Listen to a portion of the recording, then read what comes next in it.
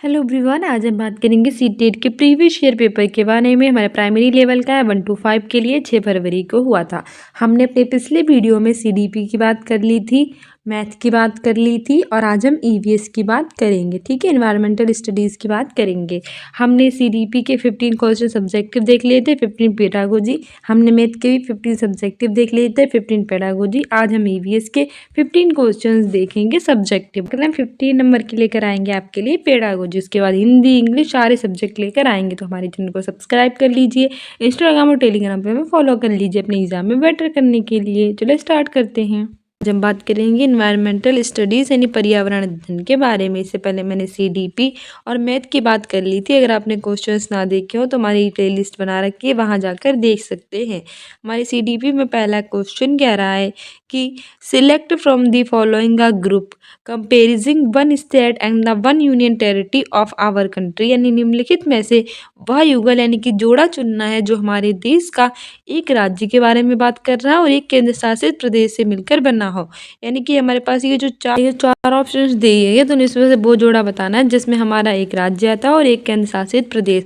वर्तमान में हमारे पास 28 राज्य हैं और 8 केंद्र शासित प्रदेश हैं, याद रखना। पहला हमारे पास है मणिपुर और जम्मू कश्मीर, दूसरा हमारे पास है असम और उड़ीसा, तीसरा हमारा है उत्तराखंड और मेघालय और चौथा है तेलंगाना और अरुणाचल प्रदेश। जैसा हमें पता है कि जो ये तेलंगाना है ये भारत का राज्य है और जो अरुणाचल प्रदेश है ये भी भारत का राज्य है। तेलंगाना की कैपिटल है हैदराबाद, अरुणाचल प्रदेश की कैपिटल है ईटानगर। उत्तराखंड ये भी भारत का एक राज्य, इसका कैपिटल है गैरसैंण और देहरादून। और मेघालय है, इसकी कैपिटल है हमारी शिलोंग। ठीक है, ये भी राज्य है। असम की कैपिटल है दिसपुर, उड़ीसा की कैपिटल है भुवनेश्वर। ये तीनों भारत के मतलब 6 इतने टोटली 6 राज्य हैं। वहीं ये मणिपुर है, ये भारत का राज्य और जम्मू कश्मीर भारत का पहले तो राज्य था, लेकिन बाद में अब ये क्या बन चुका है, केंद्र शासित प्रदेश बन चुका है। ठीक है, इस तरह से वर्तमान में 28 राज्य और 8 केंद्र शासित प्रदेश है। पूछ रहा है जोड़े के बारे में, जो राज्य के बारे में बताया और केंद्र शासित प्रदेश के बारे में। सही आंसर हो जाएगा ऑप्शन ए, मणिपुर और जम्मू और कश्मीर। ठीक है, याद रखना। बाकी असम और उड़ीसा, उत्तराखंड और मेघालय, तेलंगाना और अरुणाचल प्रदेश ये सारे के सारे राज्य हैं। हमारी एक्सप्लेनेशंस भी कह रही है कि मणिपुर और जम्मू कश्मीर हमारे देश के क्रमशः एक राज्य हैं और एक केंद्र शासित प्रदेश है। वर्तमान में भारत देश में 28 राज्य और 8 केंद्र शासित प्रदेश हैं, जैसे मैंने आपको बताया। वहीं हमारे पास एक नोट करने वाली बात है कि केंद्र सरकार द्वारा दादर नागर हवेली अर्थात दमन और दीव का विलय करके केंद्र शासित प्रदेश बनाने के लिए दादर नगर हवेली दमन दीव केंद्र शासित प्रदेशों का विलय विधेयक 2019 पेश किया गया। ये प्रीवियस ईयर का था, अब तो ये सब हो चुका है। दादरा नगर हवेली और दमन और दीव ये क्या है, केंद्र शासित प्रदेश। नेक्स्ट हमारा अगला क्वेश्चन कह रहा है, ये भी हमारे एग्जाम्स के लिए इम्पोर्टेंट है।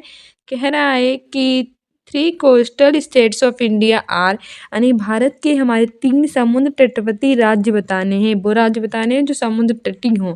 पहला है तेलंगाना, महाराष्ट्र, उड़ीसा। दूसरा है झारखंड, गुजरात, पश्चिम बंगाल।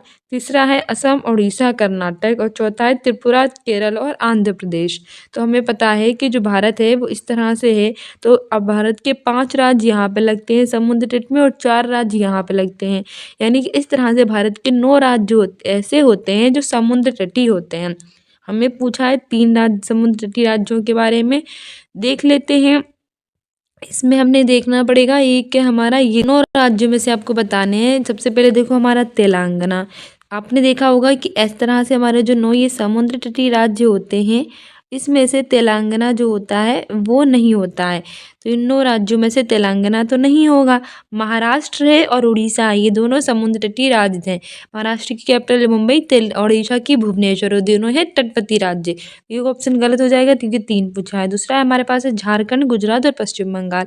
हमें पता है कि जो झारखंड है इसकी कैपिटल है रांची और ये समुद्र तटीय राज्य नहीं है हमारा, जबकि गुजरात भी है और पश्चिम बंगाल भी है। थर्ड हमारे पास है असम, उड़ीसा और कर्नाटक। इसमें जो असम है ये भी तटवर्ती राज्य नहीं है, जबकि उड़ीसा और कर्नाटक है। यहाँ पे ये त्रिपुरा है, ये भी नहीं है। केरल और आंध्र प्रदेश है। इसमें तो एक ट्विस्ट आ गया है क्योंकि इसमें हमें मिला था बोनस अंक, क्योंकि सारे के सारे ऑप्शंस थे गलत। क्योंकि यहाँ पे तेलंगाना, झारखंड, असम और त्रिपुरा ये चारों के चारों तटवर्ती राज्य नहीं है, जबकि हमसे पूछ रहा था सारे तटवर्ती राज्य होने चाहिए। महाराष्ट्र और उड़ीसा है, गुजरात पश्चिम बंगाल है, उड़ीसा कर्नाटक है, केरल और आंध्र प्रदेश है। ठीक है, याद रखना ये हमारे तटवर्ती राज्य हैं। गुजरात, महाराष्ट्र, कर्नाटक, केरल और तमिलनाडु। ठीक है, ये तटवर्ती राज्य हैं। यहाँ पे गुजरात आता है, यहाँ पे महाराष्ट्र आता है, यहाँ पे गोवा आता है, यहाँ पे कर्नाटक आता है, यहाँ पे केरल आता है। ठीक है, फिर इधर से तमिलनाडु आता है, फिर हमारे यहाँ पे आंध्र प्रदेश आता है, फिर हमारा पश्चिम बंगाल आता है, फिर हमारा उड़ीसा आता है और पश्चिम बंगाल आता है। इस तरह से हमारे पास 9 तटवर्ती राज्य आते हैं। तो याद रखना, गुजरात, महाराष्ट्र, गोवा, कर्नाटक, केरल, तमिलनाडु, आंध्र प्रदेश और हमारा आंध्र प्रदेश, पश्चिम बंगाल, उड़ीसा, ये सारे हैं। ठीक है, बाकी ये चारों जो है वो तटवर्ती राज्य नहीं है। हमारी एक्सप्लेनेशन भी कह रही है कि भारत कैसा देश है, एक प्रायद्वीपी है। इस तरह से देश होता है उसे प्रायद्वीप कहते हैं, जो दोनों ओर से किससे घिरा होता है, समुद्र से घिरा होता है। जो 3 ओर से समुद्र से घिरा होता है उसे प्रायद्वीपीय देश कहते हैं। इसके पूरब में बंगाल की खाड़ी, पश्चिम में अरब सागर तथा दक्षिण में हिंद महासागर है। भारत के 9 समुद्र तटवर्ती राज्य हैं: गुजरात, महाराष्ट्र, गोवा, कर्नाटक, केरल, तमिलनाडु, आंध्र प्रदेश, उड़ीसा और पश्चिम बंगाल। ठीक है, इस प्रश्न में कोई भी विकल्प तर्कसंगत नहीं है, इसलिए हमें यहाँ पे मिला था बोनस। याद रखने वाली 3 बातें हैं कि भारत जो है वो एक प्रायद्वीपीय देश है, 3 ओर समुद्र से घिरा हुआ है, पूरब में बंगाल की खाड़ी है, पश्चिम में अरब सागर है, दक्षिण में हिंद महासागर है। 9 समुद्र तटवर्ती हमारे राज्य हैं। इस तरह से गुजरात, महाराष्ट्र, गोवा, कर्नाटक और केरल। इधर तमिलनाडु हमारा है, आंध्र प्रदेश है, उड़ीसा है और पश्चिम बंगाल है। ठीक है, नेक्स्ट हमारा कह रहा मध्य प्रदेश के 3 निकटवर्ती राज्य हैं। यानी मध्य प्रदेश जो हमारा बीच में ऐसे मध्य प्रदेश राज्य, इसके 3 निकटवर्ती राज्य हमसे पूछ रहा है। पहला है गुजरात, महाराष्ट्र, छत्तीसगढ़, दूसरा है उत्तर प्रदेश, राजस्थान, बिहार, तीसरा है गुजरात, उत्तर प्रदेश, तेलंगाना और चौथा है राजस्थान, झारखंड, उड़ीसा। सही आंसर हो जाएगा हमारा इसमें ऑप्शन ए, गुजरात, महाराष्ट्र और छत्तीसगढ़ ये मध्य प्रदेश के 3 निकटवर्ती राज्य हैं। ठीक है, गुजरात की कैपिटल है गांधीनगर, महाराष्ट्र की मुंबई, छत्तीसगढ़ की रायपुर, उत्तर प्रदेश की हमारी है लखनऊ, राजस्थान की हमारी है जयपुर, बिहार की पटना। कभी कभी कैपिटल से भी पूछ लेता है, तो याद रखना भाई। मध्य प्रदेश का गठन जो है वो 1 नवंबर 1956 को हुआ था। पूछेगा कि मध्य प्रदेश का गठन कब हुआ था, तो 1 नवंबर 1956 को। इसका नाम भारत के मध्य में स्थित होने के कारण मध्य प्रदेश पड़ा। ये हमारा जो इंडिया है इसके मध्य में है मध्य प्रदेश, इसीलिए इसका नाम पड़ा क्या है, एमपी यानी कि मध्य प्रदेश। 1 नवंबर 1956 को इसका गठन हुआ था। इसकी राजधानी है भोपाल और मध्य प्रदेश के 5 पड़ोसी राज्य हैं: उत्तर प्रदेश, राजस्थान, गुजरात, महाराष्ट्र और छत्तीसगढ़। कौन सा है, हमारे यूपी लगा हुआ है, राजस्थान है, गुजरात, महाराष्ट्र और छत्तीसगढ़ है। शहरी जीव विविधता पर देश का 2 दिवसीय 5-6 अगस्त 2022 को इंदौर में हो, तो पुराना क्वेश्चन ही नहीं आएगा। बस आपको याद रखना है कि मध्य प्रदेश का गठन 1 नवंबर 1956 को हुआ था। मध्य प्रदेश के 5 पड़ोसी राज्य उत्तर प्रदेश है, क्योंकि उत्तर प्रदेश से क्वेश्चन पूछे जाते हैं, तो याद रखना उत्तर प्रदेश है, राजस्थान है, गुजरात, महाराष्ट्र और छत्तीसगढ़ है। नेक्स्ट कह रहा है कि एक छात्र 29 नवंबर 2022 को सूरत से नागरकोइल जाने के लिए ट्रेन में बैठा। यानी कि एक छात्र है वो 29 नवंबर 2022 को सूरत से कहाँ जा रहा है, नागरकोइल। ये ट्रेन 20:30 बजे चली और 1 दिसंबर 2022 को 13 बजे नागरकोइल पहुंची। 20:30 का मतलब होता है 8:30 पर चली थी और 1 दिसंबर 2022 को 1 बजे नागरकोइल पहुंची थी। यदि इस ट्रेन ने 2119 किलोमीटर दूरी चली तो ट्रेन की औसत चाल होगी निकटतम। ऑप्शन ए है 51 किलोमीटर, ऑप्शन बी है 55 किलोमीटर हावर, ऑप्शन सी है 53 किलोमीटर हावर, ऑप्शन डी है 54 किलोमीटर हावर। सही आंसर हो जाएगा ऑप्शन सी 53 किलोमीटर हावर। हमारा जो है वो एक्सप्लेनेशन भी कह रही कि कैसे हुआ है। प्रारंभ समय के अनुसार था 29 नवंबर 2022 को सूरत से चली थी। कितने बजे, 20:30 PM पर। समाप्ति 1 दिसंबर 2022 को हुई थी नागरकोइल में दोपहर 1:13 बजे यानी कि 1 बजे। 29 नवंबर से लेकर 30 नवंबर तक, 30 नवंबर से 1 दिसंबर तक इस तरह से ये चली है। कुल इसे समय लगा है 40 घंटे 23 मिनट। ठीक है, यानी कि 81/2 हावर्स यानी कि 2119 किलोमीटर। ठीक है, 4 बराबर दूरी बटा समय और टोटल हम इसे करेंगे तो ये हमारा आ जाएगा 53 किलोमीटर हावर्स में। ठीक है, हमारा नेक्स्ट क्वेश्चन कह रहा है कि आपका घर और आपका विद्यालय, जो आपका घर है वो एक्स पर और आपका विद्यालय जो है वाई पर स्थित है। एक्स और वाई के बीच एक व्यस्त राजमार्ग है। अतः आप अपने विद्यालय पहुंचने के लिए पहले 200 मीटर ठीक पश्चिम दिशा में जाते हैं, फिर ठीक उत्तर दिशा में 80 मीटर लंबा सुरंग मार्ग पार करते हैं और अंत में ठीक पूर्व दिशा में 200 मीटर चलकर अपने विद्यालय पहुंचते हैं। आपके विद्यालय के सापेक्ष आपका घर है। ऑप्शन ए है 480 मीटर ठीक उत्तर, ऑप्शन बी है 280 मीटर उत्तर पश्चिम, ऑप्शन सी है 80 मीटर ठीक उत्तर, ऑप्शन डी है 80 मीटर ठीक दक्षिण। सही आंसर हो जाएगा इसमें हमारा option D 80 metre exactly south, यानी 80 मीटर ठीक दक्षिण। एक्सप्लेनेशंस भी हमारी कह रही है कि हमने इस तरह से बनाया था, अपने घर से विद्यालय की तरफ चले गए तो हमारे विद्यालय के सापेक्ष हमारा घर जो था वो 80 मीटर ठीक दक्षिण में था। ये रीजनिंग टाइप का होता है। वैसे भी हमारी ईबीएस एनवायरमेंटल स्टडीज़ में रीजनिंग के क्वेश्चंस भी पूछ लिए जाते हैं। ठीक है, नेक्स्ट है कि नीचे दिए गए किस राज्य के पहाड़ों के जंगलों में लोग झूम खेती के तरीकों को अपनाते हैं। Jhum farming is practised by the people of the forest on the hills of. Option A है झारखंड, ऑप्शन बी है मिजोरम, ऑप्शन सी है असम, ऑप्शन डी है छत्तीसगढ़। सही आंसर हो जाएगा ऑप्शन बी मिजोरम। ठीक है, मिजोरम राज्य के पहाड़ों के जंगलों में लोग झूम खेती के तरीकों को अपनाते हैं। हमारे एक्सप्लेनेशंस भी कह रही है कि भारत के पूर्वोत्तर राज्यों जैसे कि मिजोरम, अरुणाचल प्रदेश, मेघालय आदि के जंगलों में लोग झूम खेती के तरीकों को अपनाते हैं। तो भारत के कौन से राज्य हैं? पूर्वोत्तर भारत में कितने राज्य आते हैं? 7। उसमें से मिजोरम है, अरुणाचल प्रदेश है, मेघालय है आदि के जंगलों में झूम खेती के तरीकों लोग अपनाते हैं। तो सबसे पहले पूछेगा कि झूम खेती कहाँ की जाती है? पूर्वोत्तर भारत में की जाती है। पूर्वोत्तर भारत में कितने राज्य आते हैं? 7 राज्य आते हैं। ठीक है, इस विधि में जंगलों को काटकर तथा जलाकर क्यारियां बनाई जाती हैं और फसल बोई जाती है। इसे स्लेश एंड बर्न कृषि के नाम से भी जाना जाता है। तो इस विधि में होता क्या है कि हम जंगल जो होते हैं उनको काट देते हैं या फिर उनको जला देते हैं और उनकी क्यारियां बनाते हैं और फसल उसमें बो देते हैं। इसीलिए इसे क्या कहते हैं? Slash and burn. ठीक है, भारत की 3 फसलें ऋतुएं हैं जो है रबी की फसल, खरीफ की फसल और जायद की फसल। ठीक है, नेक्स्ट कह रहा है कि select from the following a pair of most common words found in our country having excellent sight and can distantly see things 4 times as far as we can. यानी कि हमारे देश में पाए जाने वाले अति सामान्य पंछियों का बेजोड़ा बताना है जिसकी दृष्टि श्रेष्ठ होती है और जो हमारी तुलना में वस्तुओं को 4 गुना अधिक दूरी से देख सकते हैं। मतलब हमसे भी 4 गुना तेज उनकी दूरी होती है, उस बहुत ही दूरी से वस्तुओं को देख पाते हैं। ऑप्शन ए है पिजन एंड पैरट, कबूतर और तोता, ऑप्शन बी है क्रो एंड कोयल यानी कि कौवा और कोयल, ऑप्शन सी है वल्चर एंड डोव यानी गिद्ध और फाख्ता, ऑप्शन डी है काइट एंड ईगल, चील और बाज। सही आंसर हो जाएगा हमारा option D kite and eagle यानी चील और बाज। ठीक है, हमारे देश में पाए जाने वाले अति सामान्य पंछियों का बेजोड़ा चील और बाज है जिसकी दृष्टि कैसी होती है? श्रेष्ठ, और हमारी तुलना में वस्तुओं को 4 गुना अधिक दूरी से देख सकता है। हमारी एक्सप्लेनेशन भी कह रही है कि हमारे देश में पाए जाने वाले अति सामान्य पंछियों में चील और बाज ऐसे पंछी हैं जिनकी दृष्टि होती है श्रेष्ठ और ये हमारी तुलना में वस्तुओं को 4 गुना अधिक दूरी से देख सकते हैं।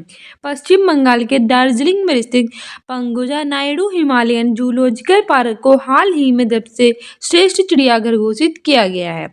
नेक्स्ट है कि select from the following a set of 2 disease spread due to mosquitoes यानी मच्छरों द्वारा फैलने वाले 2 रोगों का हमें समुच्चय चुनना है। ऑप्शन ए है एंड टाइफाइड यानी हैजा और मियादी बुखार, ऑप्शन बी है कोलेरा एंड मलेरिया यानी हैजा और मलेरिया, ऑप्शन सी है टाइफाइड एंड मलेरिया, मियादी बुखार और मलेरिया, ऑप्शन डी है डेंगू एंड चिकनगुनिया यानी कि डेंगू और चिकनगुनिया। तो सही आंसर हो जाएगा ऑप्शन डी डेंगू और चिकनगुनिया। ये ऐसे होते हैं जो फैलते हैं मच्छरों के द्वारा रोग। ठीक है, हमारी एक्सप्लेनेशन भी कह रही है कि मच्छरों द्वारा होने यानी कि फैलने वाले रोगों का समुच्चय है डेंगू और चिकनगुनिया। मच्छर लोगों और जानवरों में रोग कारकों यानी कि वायरस और परजीवी को फैलाते हैं। कुछ मच्छर जनित रोग होते हैं जैसे कि डेंगू हो गए, मलेरिया हो गया, चिकनगुनिया हो गया, पीला बुखार हो गया, जीका वायरस हो गया, लास्का फाइलेरिया हो गया, जापानी इंसेफ्लाइटिस आदि। ठीक है, ये सारे होते हैं। वर्ष 2008 में US food and drug administration द्वारा डेंगू के टीके या डेंगवाक्सिया और को अनुमोदित किया गया था जो अमेरिका में नियमित मंजूरी पाने वाला पहला डेंगू का टीका था। तो मच्छरों द्वारा फैलने वाले कौन से रोग होते हैं? डेंगू और चिकनगुनिया। ठीक है, ये वायरस और परजीवी के द्वारा फैलते हैं। इसमें से डेंगू है, मलेरिया है, चिकनगुनिया है, पीला बुखार, जीका वायरस, लाशिका फाइलेरिया, जापानी इंसेफ्लाइटिस है। नेक्स्ट है कि following scale is printed at one of the corners of a map of the Union Territory of Delhi. Scale 1 meter बराबर 960 meter. On this map, the measured distance between any two places is 39.8 centimeter. The actual distance between the two places approximately, यानी कि दिल्ली राज्य क्षेत्र के मानचित्र के एक कोने में नीचे दिए गए पैमाना छापा है। पैमाना 1 सेंटीमीटर यानी कि 960 मीटर होता है बराबर। यदि इस मानचित्र पर किन्हीं दो स्थलों की मापी गई दूरी 39.8 सेंटीमीटर है तो इन दोनों स्थलों के बीच की वास्तविक दूरी हमें बतानी है। ऑप्शन ए है 36 किलोमीटर, ऑप्शन बी है 37 किलोमीटर, ऑप्शन सी है 38 किलोमीटर, ऑप्शन डी है 39 किलोमीटर। सी आंसर हो जाएगा इसमें हमारा ऑप्शन सी 38 किलोमीटर। ठीक है, हमारा ऑप्शन सी सही हो जाएगा। नेक्स्ट है कि a girl from a hilly area gave the following descriptions of most of the house of her state. At our place it rains heavily and snows as well. When it is very cold we like to sit in the sun. Our houses are made of stone or wood. The roofs of our houses are made sloping. This state must be, यानी कि पहाड़ी क्षेत्र की किसी लड़की को अपने राज्य के अधिकांश घरों के बारे में निम्नलिखित विवरण दिया है कि हमारे यहाँ जो वर्षा होती है वो बहुत ज़्यादा होती है और हिमपात भी होता है, और जब हमें ठंड बहुत अधिक हो जाती है तो हमें धूप में बैठना अच्छा लगता है। हमारे घर पत्थर अथवा लकड़ी से बनाए जाते हैं और हमारे घर की छतें कैसी ढालू होती हैं। ये राज्य कौन सा होना चाहिए? ऑप्शन ए है हिमाचल प्रदेश, ऑप्शन बी है असम, ऑप्शन सी है बिहार, ऑप्शन डी है लद्दाख। इसमें असम और बिहार को तो हटा दीजिए क्योंकि सबसे ज़्यादा वहाँ नहीं होती है ठंड। हमने देखा था कि जिसने उसने अपने शहर के बारे में बताया था तो वो लद्दाख होंगे या तो हिमाचल प्रदेश। हमारा सही आंसर हो जाएगा ऑप्शन है हिमाचल प्रदेश की कैपिटल है शिमला, धर्मशाला, असम के दिसपुर, बिहार की हमारी पटना, लद्दाख की लेह। लद्दाख एक केंद्र शासित प्रदेश है। हमारी एक्सप्लेनेशन भी कह रही है कि हिमाचल प्रदेश पहाड़ी क्षेत्र के अधिकांश घरों के बारे में लड़की द्वारा दिया गया ये विवरण सत्य है कि हमारे यहाँ वर्षा कैसी होती है, बहुत ज़्यादा। हिमाचल प्रदेश में बहुत ज़्यादा वर्षा होती है और हिमपात भी होता है। जब ठंड बहुत ज़्यादा हो जाती है तो वहाँ बैठना पसंद करते हैं वो लोग, धूप में बैठना। हमारे घर पत्थर अथवा लकड़ी से बनाए जाते हैं। हमारे घर की छतें कैसी होती हैं? ढालू वाली। अतः ये हिमाचल प्रदेश है। सीमा सड़क संगठन BRO बॉर्डर रोड ऑर्गेनाइजेशन द्वारा निर्मित जो अटल सुरंग है जो कि हिमाचल प्रदेश को हाल ही में सर्वश्रेष्ठ बुनियादी ढांचा परियोजना पुरस्कार से सम्मानित किया गया है। दो बातें याद रखना, BRO की full form border road organisation, सीमा सड़क संगठन, और ये जो अटल सुरंग है ये कहाँ है? हिमाचल प्रदेश में। ये भी पूछा गया है कि अटल सुरंग कहाँ है, तो हिमाचल प्रदेश में है। ठीक है, नेक्स्ट कह रहा है हमारा क्वेश्चन कि Dal lake is famous tourist place of our country. In this lake there are house boats in which people visitors like to live. They also like to shikara and move the oars. This lake is located in कि डल झील हमारे देश का एक प्रसिद्ध पर्यटन स्थल है। इस झील में हाउस बोट है जिसमें लोग पर्यटक रहना पसंद करते हैं।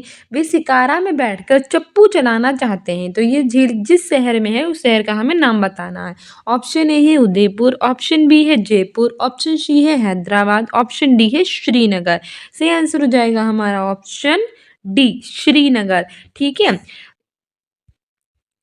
ठीक है, क्योंकि जो डल झील है वो श्रीनगर में है। ठीक है, डल झील जो है वो श्रीनगर में है, एक प्रसिद्ध पर्यटन स्थल है। इस झील में हाउस बोट है। इसमें क्या है? House boat. हाउस बोट में लोग शिकारा में बैठकर चप्पू चलाना पसंद करते हैं। जिस शहर में स्थित है वह शहर है श्रीनगर। श्रीनगर जम्मू कश्मीर की कैपिटल है। ऑप्शन डी सही हो जाएगा। हमारी एक्सप्लेनेशन भी कह रही है कि डल झील श्रीनगर शहर में स्थित है जो हमारे देश का प्रसिद्ध पर्यटन स्थल है। इस झील में हाउस बोट है जिनमें लोग पर्यटक रहना पसंद करते हैं। वे शिकारा में बैठकर चप्पू चलाना चाहते हैं। और इस चलते हमारे गृह मंत्री अमित शाह ने वीडियो कॉन्फ्रेंसिंग के माध्यम से श्रीनगर में स्थापित रामानुजाचार्य की प्रतिमा स्टैचू ऑफ पीस का अनावरण किया है। प्रीवियस ईयर का है तो ये सब नहीं पूछेगा, बस ये याद रखना कि डल झील जो है वो श्रीनगर में है। ठीक है, और इस झील में क्या है? हाउस बोट है। क्या है? हाउस बोट, जिसे शिकारा में बैठकर चप्पू चलाना चाहते हैं। और जो हमारे जो है स्टैचू ऑफ पीस, ये भी कहाँ है? श्रीनगर में है। और किसकी प्रतिमा है? रामानुजाचार्य की है स्टैचू ऑफ पीस, याद रखना। नेक्स्ट है mosquitoes often travels us even in the dark they can find us by the. मच्छर प्रायः हमें परेशान करते हैं, अंधेरों में भी वे हमें ढूंढ सकते हैं।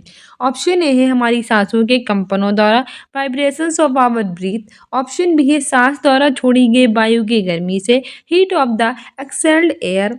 ऑप्शन सी है सांस द्वारा छोड़ी गई वायु की गंध द्वारा, स्मेल ऑफ एक्सहेल्ड एयर। और ऑप्शन डी है कि पैरों की तलवों की गंध और हमारे शरीर की गर्मी से, smell of the sole of our feet and the heat of our body. तो मच्छर प्राय हमें परेशान करते हैं, अंधेरे में भी वे हमें देख सकते हैं। किसके द्वारा? ऑप्शन डी सही हो जाएगा, पैरों की तलवों की गंध और हमारे शरीर की गर्मी से। ठीक है, हमारी एक्सप्लेनेशन भी कह रही है कि मच्छर प्राय जो होते हैं वो पैरों के तलवों की गंध और हमारे शरीर की गर्मी से अंधेरे में भी हमें ढूंढ लेते हैं और हमें काट कर परेशान करते हैं। मच्छर एक हानिकारक कीट होता है और संसार के प्राय सभी भागों में ये पाए जाते हैं और इस प्रकार के रोगों के जीवाणुओं का वाहक होता है। राष्ट्रीय वेक्टर जनित रोग नियंत्रण कार्यक्रम के अनुसार 2008 में भारत में डेंगू के 1 लाख से अधिक और वर्ष 2019 में 1.5 लाख से अधिक मामले दर्ज किए हैं, ये भी याद रखना। नेक्स्ट हमारा कह रहा है, ये हमारा है सॉल्व द फॉलोइंग रिडल, यानी कि हमें जो ये पहले है ये हल करनी है। देखो हमारे जो सीडीपी होती है उसमें तो बेसिक क्वेश्चंस आते हैं, मैथ इंग्लिश उसमें भी अपने आते हैं सब्जेक्टिव, लेकिन हमारी ये जो होती है ये क्या होता है ईबीएस, इसमें बहुत ही डिफिकल्ट क्वेश्चंस आते हैं, थोड़े आपको माइंड लगा के सॉल्व करने होते हैं। तो ऐसी एक पहेली भी आती है।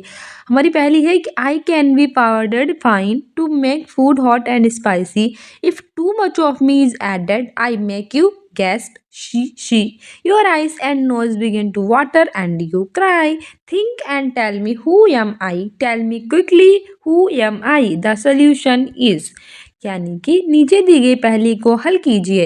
कूटी जाती पीसी जाती, भोजन तीखा खूब बनाती, खाने में ज्यादा होने पर मुंह से निकले सीसी, आंख और नाक से निकले पानी, याद दिला दूं नानी, सोचो सोचो कौन हूं मैं, इतनी जल्दी बोलो कौन हूं मैं, इसका हल है।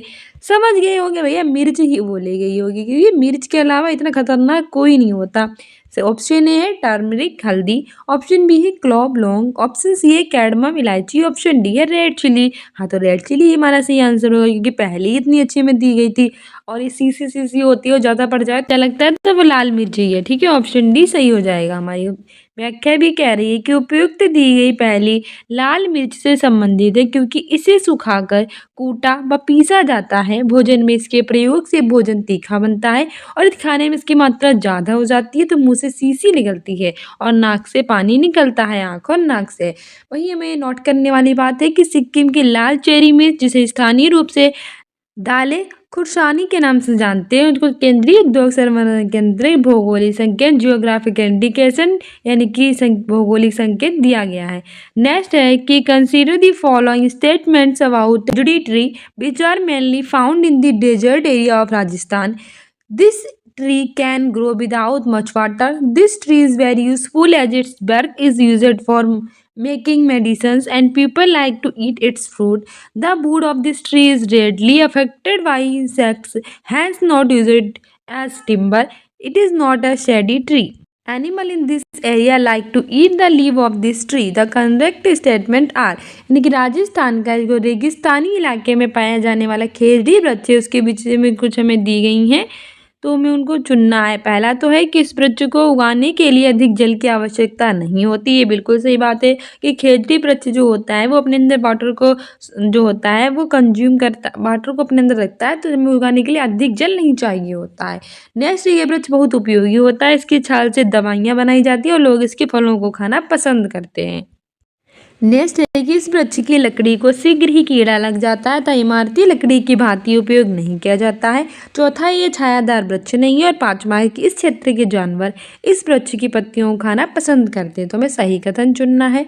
ऑप्शन ए है A B and C, option B है B C and D, option C है सी डी और ई और ऑप्शन ई है ए बी और सी। से आंसर हो जाएगा हमारा ऑप्शन डी, ए बी और ई हमारा बिल्कुल आंसर सही है। ठीक है, हमारी एक्सप्लेनेशन भी कह रही है कि राजस्थान के रेगिस्तानी इलाकों में मुख्यतः पाए जाने वाले केसरी वृक्ष को उगाने के लिए अधिक जल की आवश्यकता नहीं होती है।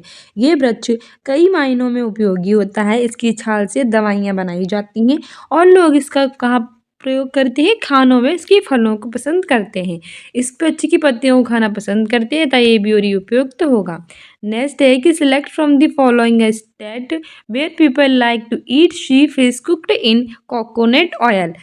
बहुत इंपॉर्टेंट है कि निम्नलिखित में से हमें वह राज्य चुनना है जहाँ के लोग नारियल के तेल में पकी यानी कि तली समुद्री मछली खाना पसंद करेंगे। Option A Goa, option B Telangana, option C Chhattisgarh, option D Jharkhand. सही आंसर हो जाएगा गोवा। और याद रखना कि गोवा के लोग जो होते हैं वे पकी या तली समुद्री मछली खाना पसंद करते हैं नारियल के तेल में, क्योंकि कोकोनट ऑयल में। हमारी एक्सप्लेनेशन भी कह रही है कि गोवा भारत के पश्चिमी तट पर स्थित है। गोवा में नारियल तेल और समुद्री मछली की अधिकता होती है। नारियल तेल में पकाई गई समुद्री मछली गोवा में लोकप्रिय है। तो हमारा हमने आपको पहले बताया था पिछले वीडियो 9 तटवर्ती राज्य होते हैं, जिसमें से गुजरात, महाराष्ट्र, गोवा, कर्नाटक, केरल, तमिलनाडु, पश्चिम बंगाल और आपका आंध्र प्रदेश और आपका कौन सा था, उड़ीसा, ये सारे होते हैं।